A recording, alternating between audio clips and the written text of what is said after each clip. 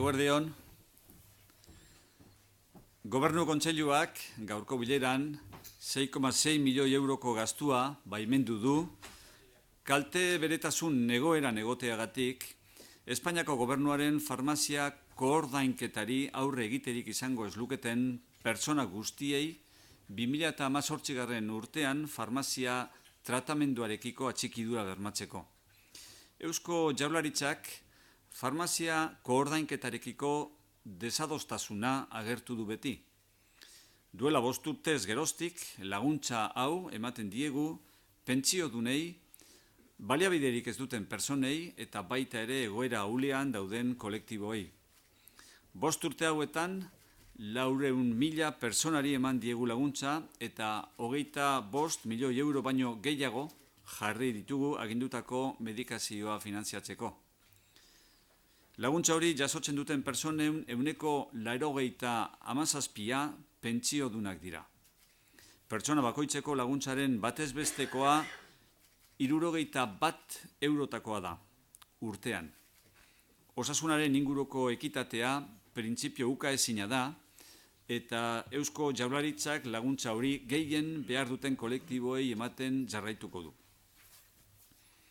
El Consejo de Gobierno ha autorizado hoy un gasto de 6,6 millones de euros para afrontar en 2018 la adherencia a los tratamientos farmacéuticos a todas las personas que por su situación de vulnerabilidad no podrían hacer frente al copago farmacéutico en su día implantado por el Gobierno español.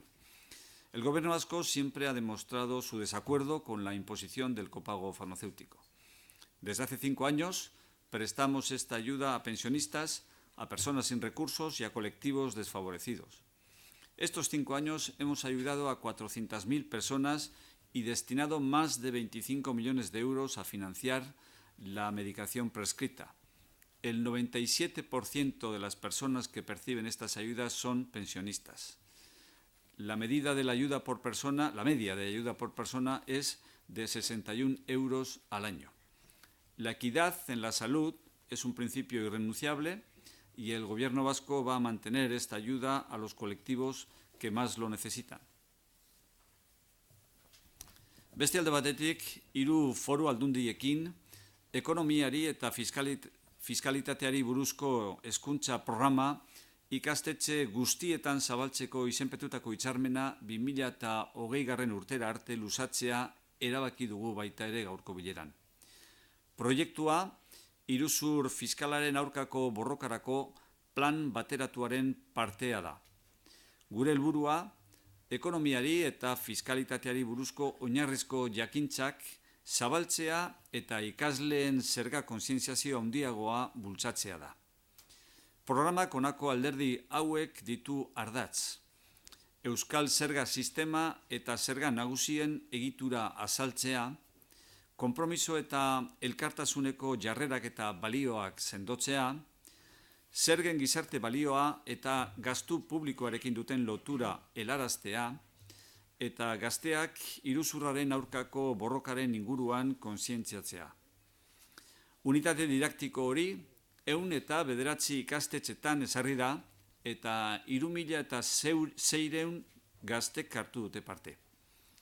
Eusko Jaurlaritzak eta 3 foru aldundiek oso balorazio ona, positiboa egin dugu, unitate didaktikoak izan dituen eragin guztien inguruan.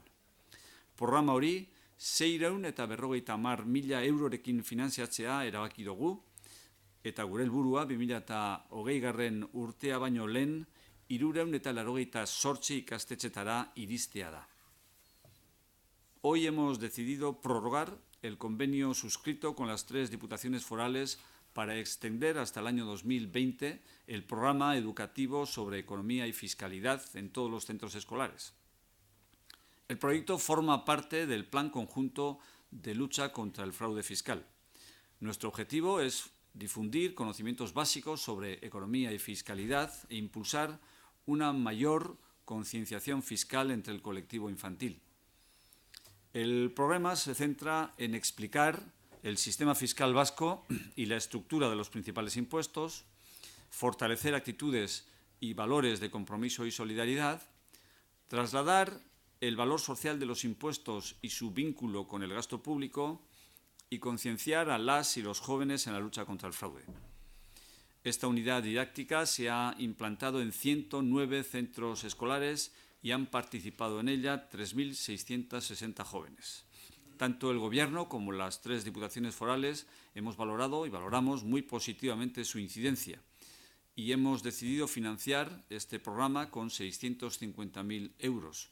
Nuestro objetivo es llegar a los 388 centros escolares para el año 2020.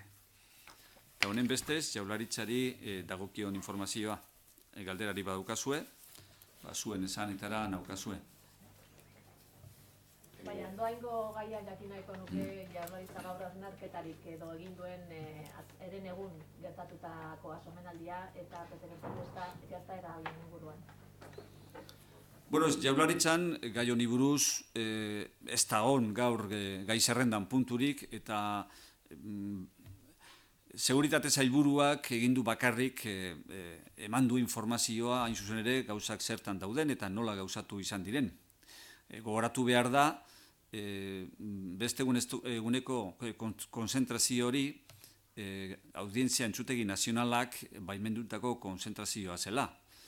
Eta aldez aurretik salaketa bat planteatuta zegoen, Dignidad y Justicia izeneko elkarteak hain zuzen ere planteatu zuen salaketa hori, baina entzutegi nazionalak otsailaren 17an emandako auto bidez, argi eta garbi izan zuen, ez zuela material deliktiborik ikusten momentu hartan debekatzeko, ekitaldi hori debekatzeko, eta beraz, ekitaldia gauzatu zitekeela.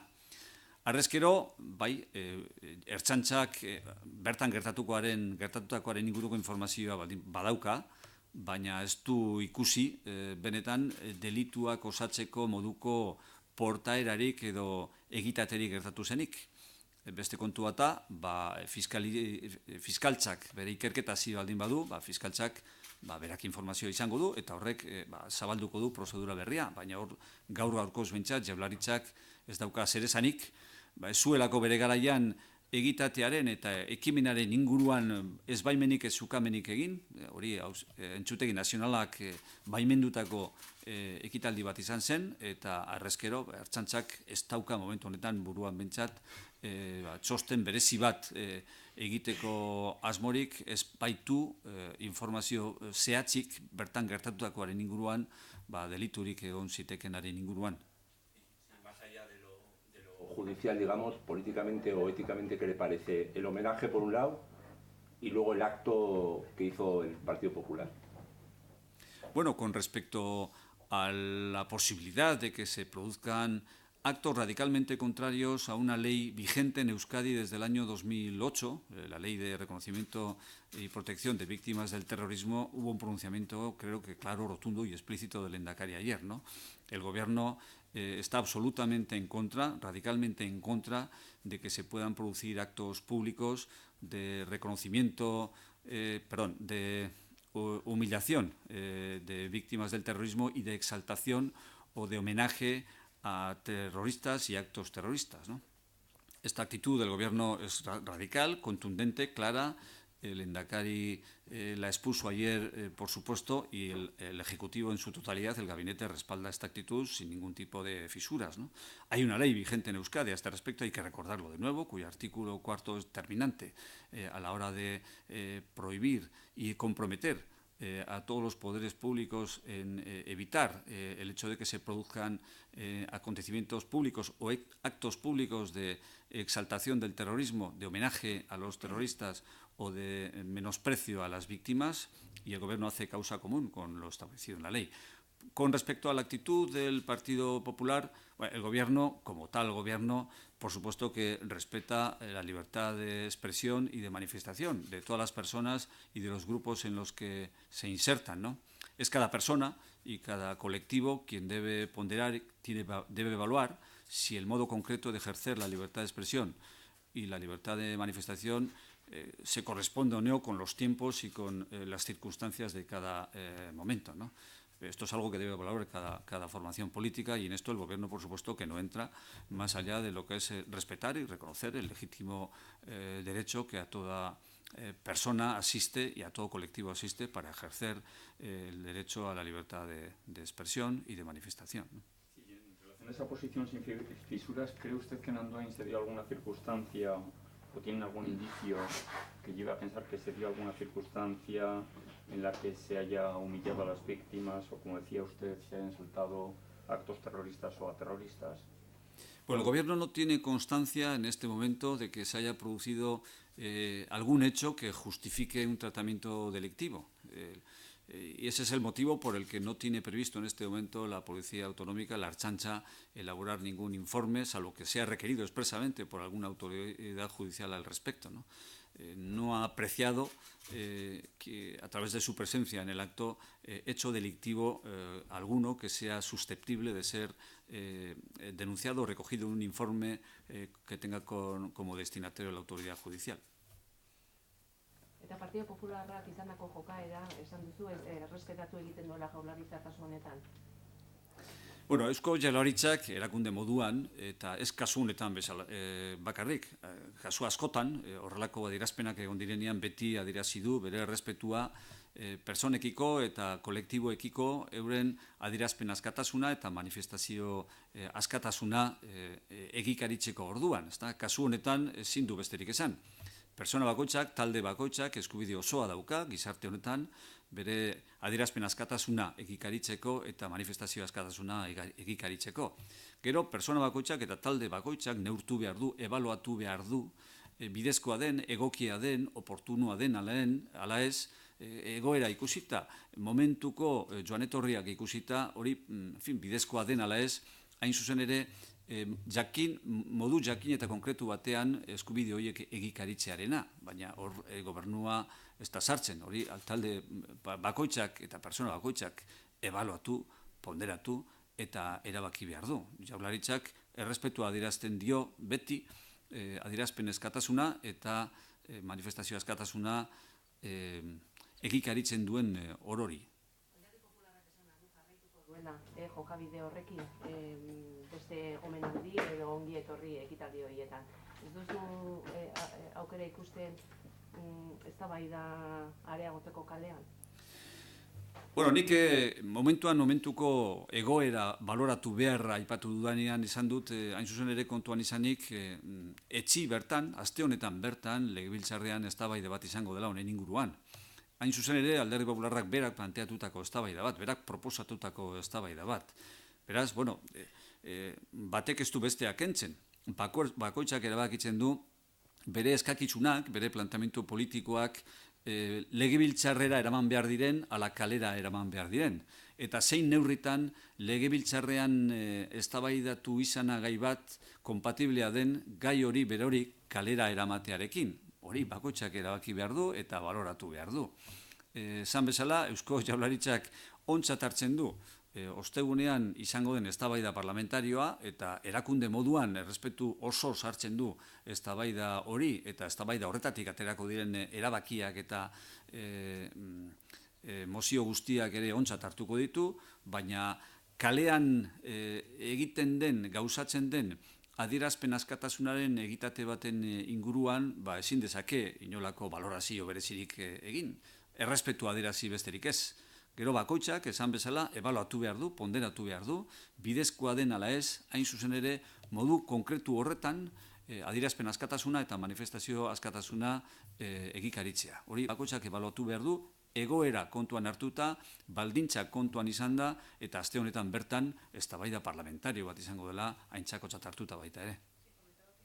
Deben ponderar si lo que quieren es salir a la calle, o es bien salir a la calle, o bien llevar el debate al Parlamento, que tanto una cosa como la otra es legítima, pero no teme que llevarlo a la calle puede llevar a un clima de enfrentamiento. Las imágenes del otro día, bueno, sí llamaban la atención hacía mucho, ¿no? Que no se veía esa manifestación y en frente de otras personas, ¿no? Bueno, pero son aspectos, insisto, que tiene que ponderar cada ciudadano, ciudadana, cada persona en el ejercicio de sus libertades fundamentales, ¿no? Y en concreto en el ejercicio de la libertad de expresión y de manifestación, ¿no? Efectivamente, en este caso, cuando antes apelaba a la conveniencia de que cada persona y grupo pondere y evalúe las circunstancias del momento y del lugar, tome en consideración, entre otras cosas, el hecho de que esta misma semana va a tener lugar en el Parlamento Vasco un debate en relación con esta cuestión planteado precisamente por el propio Partido Popular, ¿no? Entonces, cada persona, cada grupo, cada formación política decide si sus planteamientos y cuestiones y sus propuestas se articulan a través de la vía parlamentaria y a través de los mecanismos previstos en la institución parlamentaria o a través de expresiones en la calle, ¿no?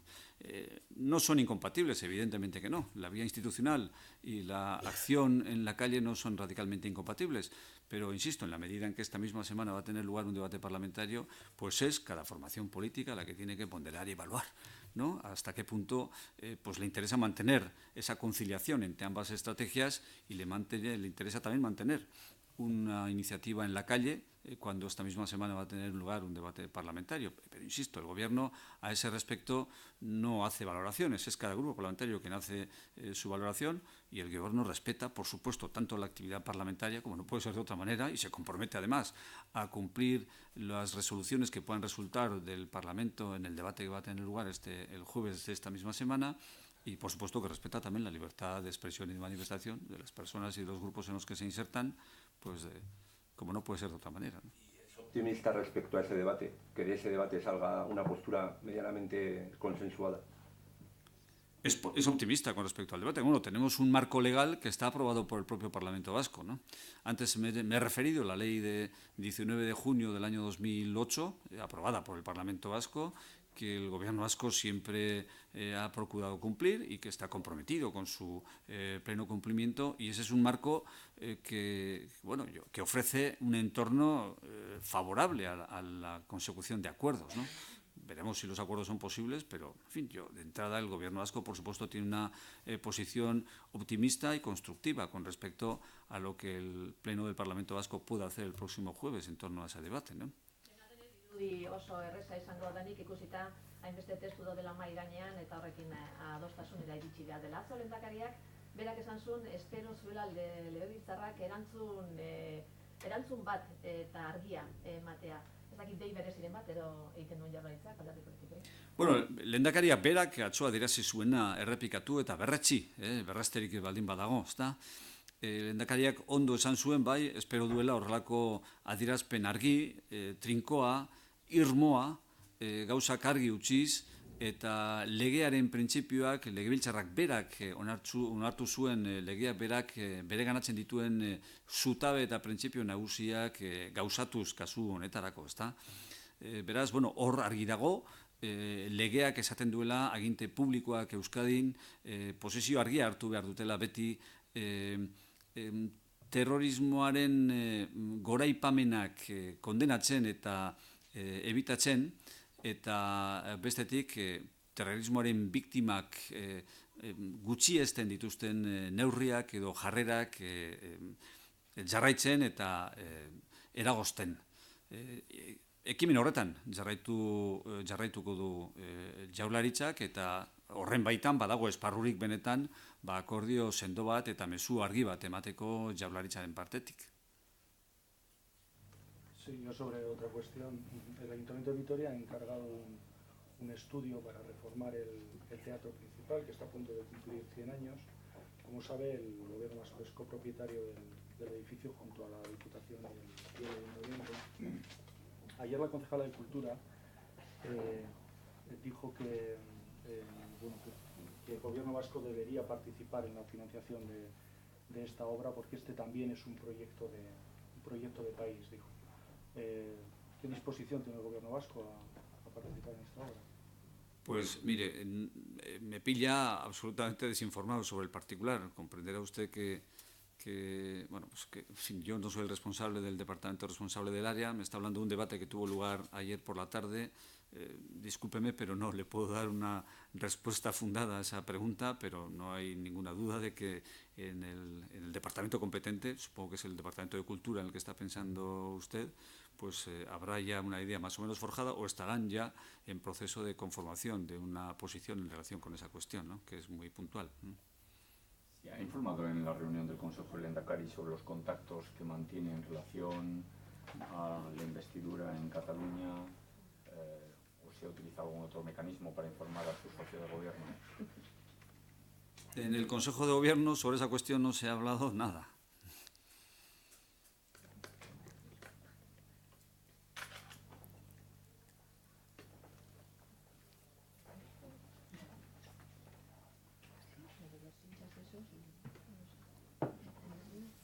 Bueno, beste que espadago. Perdón, sobre el tema del copago, ¿se incluyen en estos 6,6 millones, se incluyen las, creo que había nuevas figuras o nuevos colectivos a los que se llegaban con la ayuda, ¿se incluyen en todo? Se incluye todo, sí. Sí. Muchas gracias.